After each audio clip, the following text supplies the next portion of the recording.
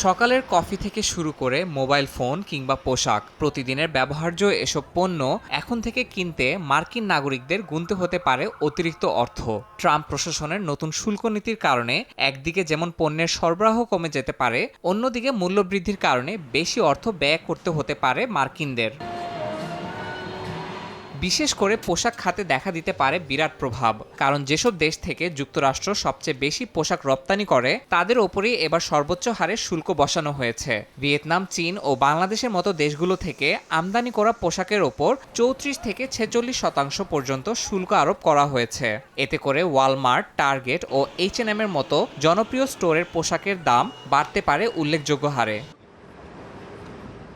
শুল্কের নতুন নীতিতে বড় ধাক্কা খেতে পারে অনলাইন ফ্যাশন মার্কেটপ্লেসগুলো। চীনা প্রতিষ্ঠান শিন এবং টেমু কম দামে পোশাক সরবরাহের জন্য জনপ্রিয়। তারা এতদিন ডি মিনিমিস নীতির আওতায় ছোট আকারের পণ্য বিনা শুল্কে যুক্তরাষ্ট্রে পাঠাতে পারত।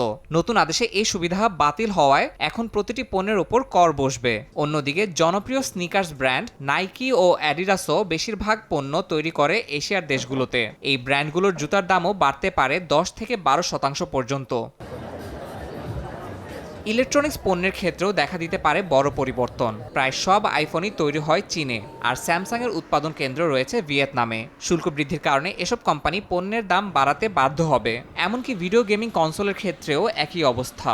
জাপানি কোম্পানি নিনটেন্ডো এরই মধ্যে তাদের নতুন কনসোল বাজারে ছাড়ার সিদ্ধান্ত পুনর্বিবেচনা করছে।